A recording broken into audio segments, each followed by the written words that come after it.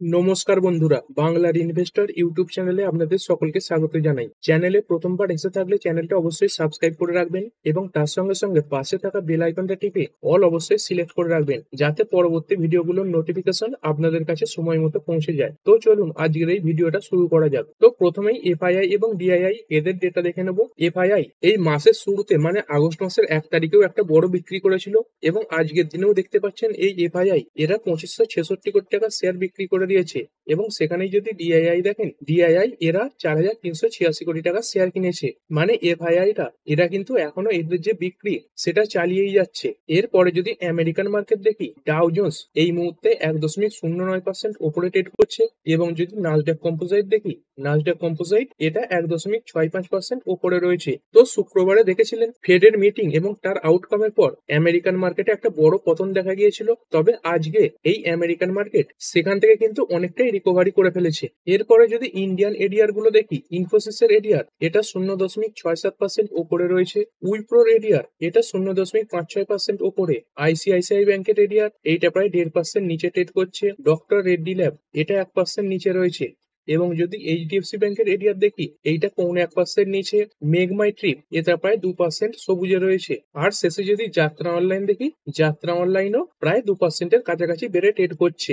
এরপরে যদি কথা বলি ইন্ডিয়া এবং ইউএস এদের মধ্যে যে ট্রেড ডিল এবং ট্যারিফ, সেই ব্যাপারে কিন্তু অনেক আপডেট সামনে আসছে। তো এরকমটা একটা খবর কিন্তু পাওয়া যাচ্ছে যে ইন্ডিয়া এবং ইউএস এর মধ্যে 6 নম্বর দফার এই যে ট্রেড নিয়ে কথাবার্তা সেটা শুরু হতে চলেছে। আর আগস্ট মাসের শেষের দিক করে এই যে কথাবার্তা সেটা শুরু হবে। তবে তার আগে ডোনাল্ড ট্রাম্প ইনি কিন্তু ভারতের উপর অতিরিক্ত আরো ট্যারিফ বসানোর হুমকি দিয়েছেন। তো এর আগের দিন তো ইনি বলেছিলেন যে 25% ট্যারিফ ইন্ডিয়ার উপর বসবে এবং তার সঙ্গে সঙ্গে এই ইন্ডিয়া যেহেতু রাশিয়ার তরফ থেকে ক্রুড অয়েল কেনে এবং বিভিন্ন সামরিক সরঞ্জাম কেনে, সেই কারণে ভারতের উপর একটা অতিরিক্ত পেনাল্টিও তিনি বসাবেন। তো এই নিয়ে তিনি কিন্তু আজকে সরাসরি হুমকি দিয়ে দিয়েছেন। দেখতেই পাচ্ছেন, days after slapping 25% tariff, Trump's fresh tariff threat to India. মানে 25% ট্যারিফ বসানোর পরেও এই ডোনাল্ড ট্রাম্প আরো একটা ফ্রেশ ট্যারিফ বসানোর কথা কিন্তু বলেছেন। ট্রাম্প কি বলেছে? ট্রাম্প এই নিউ দিল্লিকে দোষারোপ করেছে, মানে ভারতকেই দোষারোপ করেছে যে এরা শুধুমাত্র রাশিয়ার তরফ থেকে এই যে তেল সেটা কিনছে না, সেই তেলকে ইন্ডিয়া কিনে পুনরায় বিক্রি করছে এবং সেইখান থেকে ভারত প্রফিট তৈরি করছে।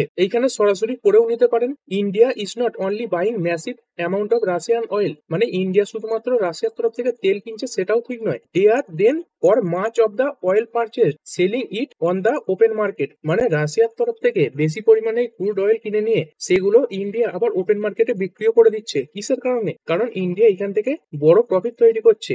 এবং তিনি সরাসরি ভাবে রাশিয়া এবং ইউক্রেনের মধ্যে যে যুদ্ধ চলছে সেটার জন্য এই ইন্ডিয়াকে কিছুটা হলেও দায়ী করেছেন। কি বলেছে দেখুন, they don't care how many people in Ukraine are being killed by the Russian war machine. মানে বলতে চাইছে রাশিয়া যে ইউক্রেনের উপর এতদিন ধরে যুদ্ধ চালিয়ে যাচ্ছে, সেই যে টাকা তারা কোথা থেকে পাচ্ছে? এই ইন্ডিয়া যে রাশিয়ার তরফ থেকে তেল কিনছে আর তার বদলে ইন্ডিয়া যে রাশিয়াকে পেমেন্ট করছে, সেই টাকাকে কাজে লাগিয়েই এই রাশিয়া ইউক্রেনের সঙ্গে এতদিন ধরে যুদ্ধ চালিয়ে যাচ্ছে। বিকজ অফ দিস, মানে সেই কারণেই I will be substantially raising the tariff paid by India to the USA. আর এইটাকেই কারণ হিসেবে দেখে ডোনাল্ড ট্রাম্প বলছেন যে তিনি ভারতের ওপর আরো অতিরিক্ত ট্যারিফ বসাবেন। আর দেখুন, ইন্ডিয়া কিন্তু রাশিয়ার থেকে একটা বড় পরিমাণে ক্রুড অয়েল আমদানি করে থাকে। তো তার যদি পার্সেন্টেজও দেখেন, তো চলুন আপনাদের একটু দেখিয়েও দিই। দেখতে পাচ্ছেন ইন্ডিয়া যে মোট ক্রুড অয়েল আমদানি করে থাকে, তার মধ্যে রাশিয়ার তরফ থেকে সব থেকে বেশি ক্রুড অয়েল আমদানি করা হয় 33.9%। তারপরে যে ইরাক এদের থেকে 18.9%। তারপরে যে সৌদি আরবিয়া এদের থেকে 11.4%। তারপরে ইউএই এদের থেকে 9.8%। তারপরে আমেরিকার থেকে মাত্র 8.3%। এবং আদার্স যে কান্ট্রি গুলো রয়েছে সেখান থেকে 17.7% এই যে ক্রুড অয়েল সেটা ভারত আমদানি করে থাকে। তো দেখতে পাচ্ছেন, যেখানে আমেরিকা থেকে মাত্র 8.3% ক্রুড অয়েল ভারত আমদানি করে, সেখান থেকে প্রায় 4 গুণ ক্রুড অয়েল এই রাশিয়ার তরফ থেকে এই ইন্ডিয়া আমদানি করে থাকে। আর রাশিয়ার তরফ থেকে ইন্ডিয়া কেন ক্রুড অয়েল আমদানি করে? কারণ রাশিয়ার যে ক্রুড অয়েলের দাম সেটা বাকি যে কান্ট্রি গুলো রয়েছে তাদের থেকে অনেক কম দামে পাওয়া যায়। আর ডোনাল্ড ট্রাম্প কিন্তু সেই কারণেই চাইছে ইন্ডিয়া যেন রাশিয়ার তরফ থেকে এই যে ক্রুড অয়েল সেটা না কেনে। তবে ইন্ডিয়া কিন্তু সরাসরি জানিয়ে দিয়েছে, মানে গভর্নমেন্টের সোর্সের তরফ থেকে জানা যাচ্ছে যে ইন্ডিয়া রাশিয়ার থেকে এই যে ক্রুড অয়েলের কেনা সেটা বন্ধ করবে না। আর এই সব কিছুর কারণেই ডোনাল্ড ট্রাম্প কিন্তু বারবার একটা অতিরিক্ত ট্যারিফ বসানোর হুমকিও দিচ্ছেন। আর যদি দেখেন, ডোনাল্ড ট্রাম্পের এই হুমকির পরে আমাদের ইন্ডিয়ার যে গিভ নিফটি রয়েছে এটা কিন্তু প্রায় 72.50 পয়েন্ট পর্যন্ত পড়েও গেছে। এরপরে কিছু কোম্পানির কোয়ার্টার ওয়ানের যে রেজাল্ট সেটা নিয়ে আলোচনা করব এবং শেষে কিছু কোম্পানির জন্য কিছু নিউজ এসেছে যেই কারণে স্টকগুলো আগামীকাল ফোকাসে থাকতে পারে, তো সেইগুলো নিয়েও আলোচনা করব। তো চলুন প্রথমে কোয়ার্টার ওয়ানের যে রেজাল্ট গুলো সেগুলো এক এক করে দেখে নিই। প্রথম যে কোম্পানিটা সেটা হচ্ছে সিমেন্স এনার্জি ইন্ডিয়া লিমিটেড। আজকের দিনে 2.10% বেড়ে বন্ধ হয়েছে। তো কোম্পানির যে রেজাল্ট সেটা কেমন দেখতেই পাচ্ছেন। কোম্পানির যে সেলস এটা ইয়ার অন ইয়ার 20% বেড়েছে, 1484 কোটি থেকে বেড়ে হয়েছে 1785 কোটি। তারপরে যদি এবিটা দেখেন, এবিটা 213 কোটি থেকে বেড়ে হয়েছে 340 কোটি। আর যদি নেট প্রফিট দেখেন, নেট প্রফিট 146 কোটি থেকে 80% বেড়ে হয়েছে 263 কোটি। এবং যদি কোয়ার্টারলিও দেখেন তাহলেও কিন্তু এই যে নেট প্রফিট সেটা বেড়েছে। এরপরে রিয়েল এস্টেট সেক্টরে কাজ করে একটি কোম্পানি ডিএলএফ লিমিটেড, এই কোম্পানিটাও আজকের দিনে তার যে কোয়ার্টার ওয়ানের রেজাল্ট সেটা পেশ করেছে। তো চলুন এর যে রেজাল্ট সেটা দেখে নিই। কোম্পানির সেলস বা বিক্রি এটা দেখতে পাচ্ছেন ইয়ার অন ইয়ার 99% বেড়েছে, বা ধরতে পারেন ডবল হয়ে গেছে। এর আগের বছর সেম কোয়ার্টারে কোম্পানির যে বিক্রি এটা ছিল 1362 কোটি টাকার, সেটা থেকে বেড়ে হয়েছে 2717 কোটি টাকা। তারপরে যদি এবিটা দেখেন, এটা 229 কোটি থেকে বেড়ে হয়েছে 364 কোটি। আর যদি নেট প্রফিট দেখেন, নেট প্রফিট 645 কোটি থেকে 18% বেড়ে হয়েছে 763 কোটি। তবে যদি কোয়ার্টারলি দেখেন, কোয়ার্টারলি এই যে ডেটাগুলো সেইগুলো কিছুটা হলেও খারাপ এসেছে, এবং কোম্পানির যে অপারেটিং প্রফিট মার্জিন সেটাও কিন্তু কিছুটা হলে পড়েছে। দেখতেই পাচ্ছেন এই যে মার্জিন এটা কন্ট্যাক্ট করেছে, মানে পড়ে গেছে কিছুটা। এর পরের কোম্পানি বোস লিমিটেড। তো দেখতেই পাচ্ছেন স্টকটা প্রায় 41,210 টাকায় চলছে। তো এই কারণে রিটেলাররা অনেকেই এই স্টকগুলোর দিকে ঘুরেও তাকান না। তবে যদি দেখেন এই স্টকগুলো কিন্তু ভালো রিটার্ন দেয়। 6 মাসে দেখতে পাচ্ছেন 43% রিটার্ন দিয়ে দিয়েছে, 1 বছরেও দেখতে পাচ্ছেন 27% রিটার্ন দিয়েছে, এবং 5 বছরেও দেখতে পাচ্ছেন 201% রিটার্ন দিয়েছে। তার মানে কি দেখুন, স্টকের যে প্রাইসটা সেটা কিন্তু কোনো ফ্যাক্টর করে না। যে কোনো স্টক কেনার আগে তার যে বিজনেস সেটা ভালোভাবে দেখুন। তো স্টকের যদি বিজনেস ভালো হয় এবং তার দাম যদি 1 লাখও হয়, সেটাও কিন্তু খুব সহজে 2 লাখে পৌঁছে যাবে। আর স্টকের বিজনেসই যদি খারাপ হয় তাহলে 1 টাকা স্টকও কিন্তু 2 টাকা হবে না। তো এই জিনিসটা আপনাকে মাথায় রাখতে হবে। তো দেখতে পাচ্ছেন এর প্রাইস এত বেশি হওয়া সত্ত্বেও 6 মাসে 43% এর কাছাকাছি রিটার্নও তৈরি করে দিয়েছে। তো এই কোম্পানির যে রেজাল্ট সেটা দেখবো। কোম্পানির সেলস ইয়ার অন ইয়ার 11% বেড়েছে, 4317 কোটি থেকে বেড়ে হয়েছে 4789 কোটি টাকা। তারপরে যে এবিটা এটা 23% বেড়েছে, 520 থেকে বেড়ে 639 কোটি। তারপরে যে net profit, net profit year on year 44% বেড়ে গেছে, 466 কোটি থেকে বেড়ে হয়েছে 1115 কোটি। এবং যদি এর আগের কোয়ার্টারের তুলনাতেও দেখেন, এর আগের কোয়ার্টারের তুলনাতেও এই যে নেট প্রফিট সেটা প্রায় ডবল হয়েছে। আর এইখানে যে দেখতে পাচ্ছেন এই নেট প্রফিট এটা 44% দেখাচ্ছে, তবে এই 466 এর যে 44% সেটা কিন্তু 1115 কোটি টাকা হয় না। আর এইখানে 44% কেন দেখাচ্ছে দেখতেই পাচ্ছেন, এই যে 1115 কোটি টাকা প্রফিট এসেছে, এর মধ্যে একটা 556 কোটি টাকার এক্সেপশনাল গেনও কিন্তু রয়েছে। মানে এটা এমন একটা গেন বা এমন একটা লাভ যেটা কিন্তু প্রতি কোয়ার্টারে আসবে না, মানে এটা একটা এককালীন ইনকাম। এর পরের কোম্পানি অরবিন্দ ফার্মা লিমিটেড। তো নামেই বুঝতে পারছেন কোম্পানিটা ফার্মা সেক্টরে কাজ করে থাকে। তো চলুন এর যে রেজাল্ট সেটা দেখে নিই। তবে এর রেজাল্ট পড়ার আগে দেখে নেব কোম্পানিটা এক একটা শেয়ার পিছু 4 টাকা করে ইন্টারিম ডিভিডেন্ডও দিতে চলেছে। তো আপনারা অনেকেই যখন ডিভিডেন্ড নিয়ে পড়েন তখন একটা দেখতে পান যে পার্সেন্টেজ লেখা রয়েছে, এই দেখতে পাচ্ছেন 400%। তো আপনাদের মনে কিন্তু একটা ভুল ধারণা তৈরি হয় যে এই 400%টা মনে হয় কোম্পানির যে শেয়ার প্রাইস সেইটাকে ধরে 400%। কিন্তু বন্ধুরা এই যে 400% সেটা কিন্তু শেয়ার প্রাইসের উপর নির্ধারণ করা হয় না। এই যে পার্সেন্টেজ মানে ডিভিডেন্ডের যে পার্সেন্টেজটা সেটা কোম্পানির যে ফেস ভ্যালু তার উপর থেকে ধরা হয়। তো দেখতে পাচ্ছেন এই কোম্পানির যে ফেস ভ্যালু সেটা রয়েছে 1। তো এই 1 টাকার যে 400% সেটা হচ্ছে এই 4 টাকা। মানে এই যে ডিভিডেন্ডের পার্সেন্টেজ সেটা কিন্তু এই ফেস ভ্যালুর উপর নির্ধারণ করা হয়, স্টকের প্রাইসের উপর নয়। তো এই ধরনের যে ছোট ছোট তথ্যগুলো সেইগুলো কিন্তু আপনাদের জেনে রাখা দরকার। আর কোম্পানি এই যে ডিভিডেন্ড দিতে চলেছে তার যে রেকর্ড ডেট সেটা কবে রাখা হয়েছে, আগস্ট মাসের 8 তারিখ 2025। মানে এই ডেটে এই শেয়ারটা যদি আপনার পোর্টফোলিওতে থেকে থাকে তাহলে আপনি এই 4 টাকা করে ডিভিডেন্ড পাওয়ার জন্য যে যোগ্যতা লাগে সেটা আপনি অর্জন করবেন। তো কোম্পানির রেজাল্ট এটা কেমন এসেছে, কোম্পানির দেখতে পাচ্ছেন এবিটা, নেট প্রফিট, ইপিএস সবই কিন্তু পড়েছে। আর এই যে প্রতিটা ডেটা সেইগুলো কিন্তু ইয়ারলি বলুন বা কোয়ার্টারলি বলুন এইগুলো খারাপ। তবে কোম্পানির যে সেলস এটা ইয়ার অন ইয়ার কিছুটা ভালো এসেছে, 7,567 কোটি থেকে বের হয়েছে 7,868 কোটি। তবে কোয়ার্টারলি পড়ে গেছে। তারপরে যে এবিটা দেখতে পাচ্ছেন 1603 কোটি এসেছে। তো এর আগের কোয়ার্টারে কত ছিল, 1760 কোটি। আর এর আগের বছর সেম কোয়ার্টারে কত ছিল, 1618 কোটি। আর কোম্পানির নেট প্রফিট যে এসেছে 824 কোটি, সেখানে এর আগের বছর সেম কোয়ার্টারে ছিল 918 কোটি, আর এর আগের কোয়ার্টারে ছিল 903 কোটি। মানে কোম্পানির যে রেজাল্ট সেটা কিন্তু ওভারঅল খারাপের দিকেই এসেছে, আর রেজাল্ট তো খারাপ এসেছে, তার সঙ্গে সঙ্গে মার্কেটের যে এস্টিমেট ছিল সেটাকেও কিন্তু এরা মিস করে গেছে। তো মার্কেটের কেমন কি এস্টিমেট ছিল দেখতে পাচ্ছেন, এই যে রেভিনিউ এসেছে 7,868 কোটি টাকা, এইখানে মার্কেটের যে অনুমান এটা ছিল 8,196 কোটি টাকা। তারপরে যে নেট প্রফিট এসেছে 824.70 কোটি, এইখানে মার্কেটের যে অনুমান এটা ছিল 940 কোটি, এবং যে এবিটা এসেছে 1602.90 কোটি, সেইখানে মার্কেটের অনুমান ছিল 1726.60 কোটি, আর মার্জিন এসেছে 20.4%, মার্কেটের যে অনুমান এটা ছিল 21.06%। মানে এমনিতে তো রেজাল্ট খারাপ এসেইছে, তার সঙ্গে সঙ্গে মার্কেটের যে অনুমান সেটাও কিন্তু এরা মিট করতে পারেনি।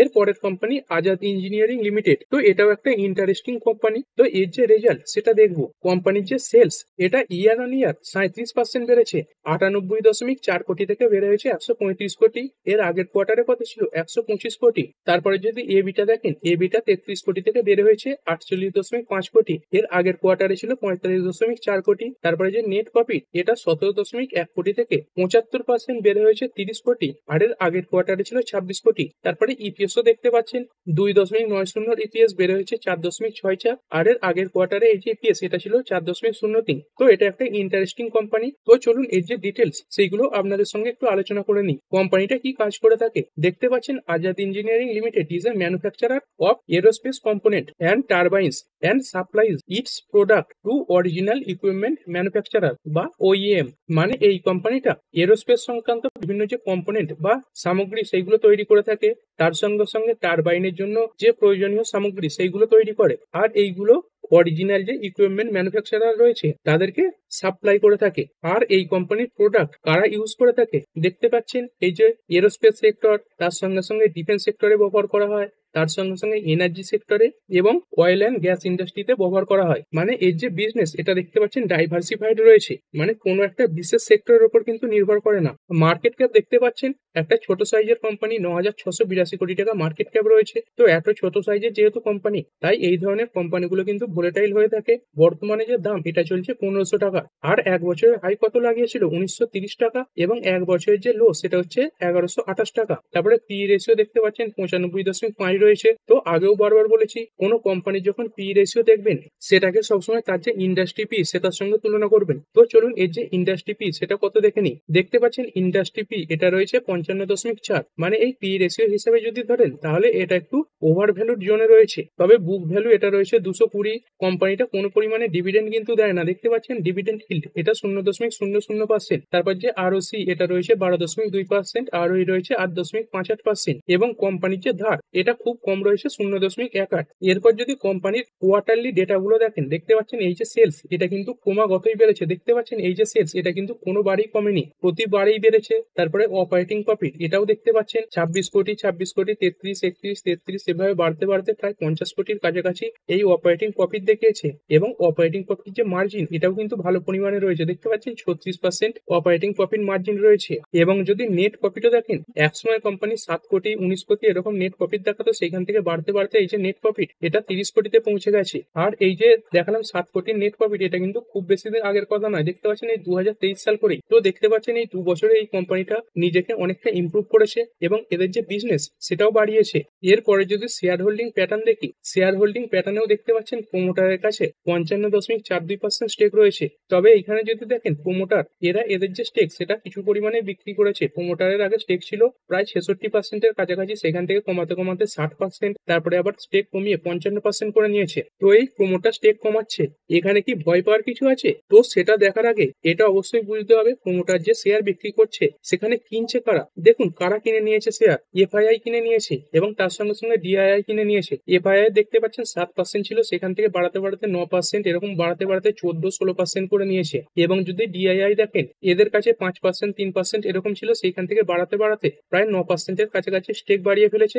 এবং যদি দেখেন পাবলিকের কাছে এই যে স্টেক সেটা কিন্তু আগের থেকে কমেছে। আগে দেখতে পাচ্ছেন পাবলিকের কাছে 22% ছিল, তারপরে 20%, 18%, 17%, এভাবে কমাতে কমাতে এই জুন কোয়ার্টারে এই পাবলিক মাত্র কিছুটা পরিমাণে বাড়িয়েছে। তো দেখতে পাচ্ছেন প্রায় 80% স্টেক এই প্রমোটার এফআইআই এবং ডিআইআই এরাই ধরে রেখেছে। আর এফআইআই ডিআইআই এরা ক্রমাগত এদের যে স্টেক সেটা বাড়িয়ে গেছে। তো আপনি চাইলে এই স্টকটাকে স্টাডি পারপাসের জন্য আপনার র্যাডারে রাখতে পারেন। এর পরের কোম্পানি সোনা কমস্টার। কোম্পানির প্রতিটা ডেটাই খারাপ এসেছে। দেখতে পাচ্ছেন সেলস ইয়ার অন ইয়ারও পড়েছে এবং কোয়ার্টার অন কোয়ার্টারও পড়েছে। এর আগের বছর সেম কোয়ার্টারে কোম্পানির সেলস হয়েছিল 891 কোটি টাকার, সেটা পড়ে হয়েছে 854 কোটি। তারপরে যদি নেট প্রফিট দেখি 142 কোটির নেট প্রফিট পড়ে হয়েছে 122 কোটি, এবং এর আগের কোয়ার্টারে কত ছিল 164 কোটি। মানে ওভারঅল এর যে নাম্বার সেটা কিন্তু খারাপের দিকেই এসেছে। এর পরের company Godfrey Phillips India Limited. তো এই কোম্পানিটা তামাকজাত যে প্রোডাক্ট গুলো সেইগুলো তৈরি করে থাকে, মানে সিগারেট টাইপের যে প্রোডাক্ট সেইগুলো এই কোম্পানিটা তৈরি করে। তো এর যে রেজাল্ট সেটা দেখবো, তবে সেটা দেখার আগে একটা জিনিস দেখে নেবো,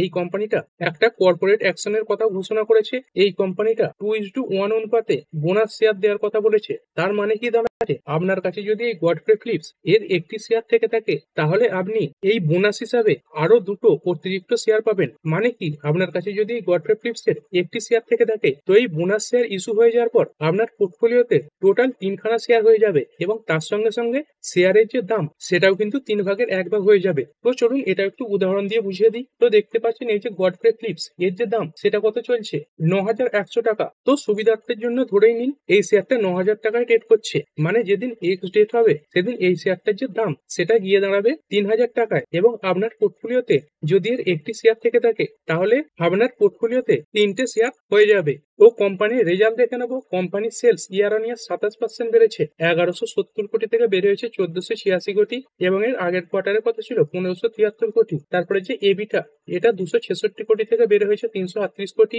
এর আগের কোয়ার্টারে 269 কোটি। তারপরে যে নেট প্রফিট এইটা 229 কোটি থেকে বেড়ে 356 কোটি, এবং যদি দেখেন কোয়ার্টারলি এই যে ডেটা সেগুলো সবেতেই ভালো এসেছে।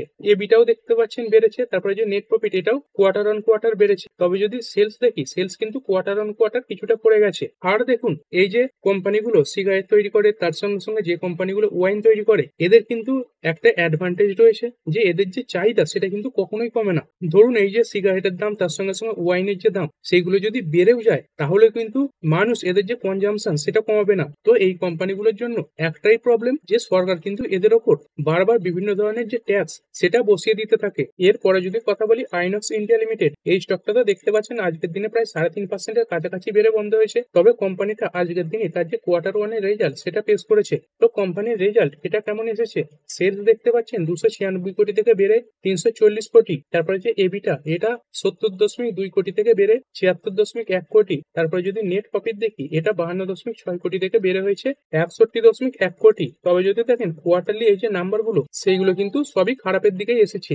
এরপরে কিছু কোম্পানির জন্য কিছু নিউজ এসেছে সেইগুলো আপনাদের সঙ্গে কভার করব। প্রথম যে কোম্পানিটা সেটা হচ্ছে বিএমএল লিমিটেড। এই কোম্পানিটা যদি দেখেন এই কোম্পানিটা একটা 282 কোটি মূল্যের ডিফেন্স অর্ডার পেয়েছে। এরপরে যদি আদানি গ্রুপের কথা বলি তো আদানি গ্রুপের জন্য অনেকগুলোই খবর আছে, সেইগুলো এক এক করে কভার করব। প্রথমেই যদি বলি এই এস&পি গ্লোবাল এরা এই আদানি গ্রুপের যে রেটিং সেটা কিন্তু রিভাইজ করে দিয়েছে। তো এর আগে যখন দেখেছিলেন এই আদানি গ্রিন এনার্জি নিয়ে এই আমেরিকার তরফ থেকে একটা বড় অভিযোগ এসেছিল যে এই আদানি গ্রুপ এরা কিন্তু ঘুষ দিয়ে বিভিন্ন যে প্রজেক্ট সেইগুলো পাচ্ছে, আর তখন এস&পি গ্লোবাল এরা এদের যে রেটিং সেটা কিন্তু কাট করে দিয়েছিল। তো দেখতে পাচ্ছেন আজকের দিনে যে নিউজ সেটা এসেছে যে এস&পি গ্লোবাল এরা আবার এদের যে রেটিং সেটা রিভাইজ করে দিয়েছে, মানে আপগ্রেড করে দিয়েছে, যেটা অবশ্যই কোম্পানির জন্য ভালো। আর কোন কোন কোম্পানির জন্য এই যে রেটিং সেটা বাড়িয়েছে তো দেখতে পাচ্ছেন Adani ports and special economic zone, এর সঙ্গে সঙ্গে আদানি গ্রিন এনার্জি, আর তার সঙ্গে সঙ্গে আদানি যে ইলেকট্রিসিটি বিজনেস রয়েছে সেটার উপর এই যে রেটিং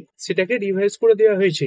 এছাড়াও যদি দেখেন আদানি গ্রুপ এই ভিয়েতনামে ইনফ্রাস্ট্রাকচার সেক্টরে প্রায় $10 বিলিয়ন ইনভেস্টমেন্ট করার জন্য একটা প্ল্যান করেছে। এছাড়াও যদি দেখেন এই গৌতম আদানিজি কলকাতাতেও আসতে চলেছেন। ওয়েস্ট বেঙ্গলের যে চিফ মিনিস্টার রয়েছেন মমতা ব্যানার্জি তার সঙ্গে একটা মিটিং এর জন্য। তো এখান থেকে এটা ভেবে নেওয়া যেতে পারে যে ওয়েস্ট বেঙ্গলে আদানির যে ইনভেস্টমেন্ট সেটা কিন্তু বাড়তে পারে। তো ওয়েস্ট বেঙ্গলে ইনভেস্টমেন্ট বাড়া মানে আদানি গ্রুপ তারাই ইনভেস্টমেন্ট করবে, তো এদেরই যে প্রফিট রেভিনিউ এইগুলো বাড়বে। এরপরে যদি কথা বলি কেন্স টেকনোলজি ইন্ডিয়া লিমিটেড, এই কোম্পানিটার ব্যাপারে, এই কোম্পানিটা তামিলনাড়ু গভর্নমেন্টের সঙ্গে একটা মেমোরান্ডাম অফ আন্ডারস্ট্যান্ডিং সাইন করেছে। তো কি ব্যাপারে, এই কেন্স টেকনোলজি এদের যে সাবসিডিয়ারি রয়েছে এরাই তামিলনাড়ুতে 4,995 কোটি টাকা ইনভেস্ট ইনভেস্টমেন্ট করতে চলেছে। এরপরে কিছু ইকোনমিক ডেটা দেখে নেব। ইন্ডিয়ান রুপি এই ট্যারিফের খবরের পরে দেখতে পাচ্ছেন আবার অনেকটা পরিমাণে বেড়ে গেছে, প্রায় 88 কাছাকাছি চলে গেছে। এই মুহূর্তে ইন্ডিয়ান রুপি ডলারের এগেস্টে 87.94 ট্রেড করছে। তারপরে যদি গোল্ড দেখি, গোল্ডও আজকের দিনে কিছুটা বেড়েছে। এটা কিন্তু পরিষ্কার ভাবেই দেখা যাচ্ছে। দেখতে পাচ্ছেন এই 10 গ্রাম 24 ক্যারেট গোল্ড কলকাতার রেট অনুযায়ী 1,02,820 টাকায় ট্রেড করছে। এবং যদি বিটকয়েন দেখি, একটা বিটকয়েন আজকের দিনে আবার 1% বেড়ে $1,15,127 চলছে। আর যদি ক্রুড অয়েল দেখি, ক্রুড অয়েল আজকের দিনে আবার অনেকটা পড়ে গেছে। এই ব্রেন্ট ক্রুড এটা আজকের দিনে 1.08% পড়েছে। আর যদি ডব্লিউটিআই ক্রুড দেখেন, এটা আজকের দিনে 1.32% পড়েছে। আর ভিডিও শেষে আমেরিকান মার্কেটগুলো আরেকবার দেখে এই ভিডিওটা শেষ করব। তো দেখতে পাচ্ছেন ডাও জোন্স এই মুহূর্তে আরো অনেকটা উপর দিকে উঠে গেছে। ডাও জোন্স বর্তমানে 1.28% উপরে ট্রেড করছে। এবং যদি নাসডাক কম্পোজাইট দেখি, নাসডাক কম্পোজাইট এই মুহূর্তে 1.82% ওপরে ট্রেড করছে। তো ঠিক আছে বন্ধুরা, আশা করছি ভিডিওটা আপনাদের ভালো লেগেছে। আপনি চাইলে এটাকে লাইক এবং শেয়ার করতে পারেন। আর শেয়ার মার্কেট সংক্রান্ত ডেইলি নিউজ আপডেট পেতে চ্যানেলটা সাবস্ক্রাইব করে রাখবেন এবং পাশে থাকা বেল আইকনটি টিপে অল অবশ্যই সিলেক্ট করে রাখবেন, যাতে পরবর্তী ভিডিওর নোটিফিকেশন আপনার কাছে সময় মতো পৌঁছে যায়। আর হ্যাঁ, ভিডিওটি শুধুমাত্র ইনফরমেশন এবং এডুকেশনাল পারপাসের জন্য বানানো হয়েছে। আমি সেবি রেজিস্টার্ড নই, তাই কোনো প্রকার শেয়ারে কোনো প্রকার বাই, সেল, হোল্ড বা অ্যাভারেজ করার কোনো সিদ্ধান্ত নেওয়ার আগে আপনার যে ফাইন্যান্সিয়াল অ্যাডভাইজার আছে তার সঙ্গে অবশ্যই আলোচনা করবেন। দেখা হচ্ছে পরের ভিডিওতে। ধন্যবাদ।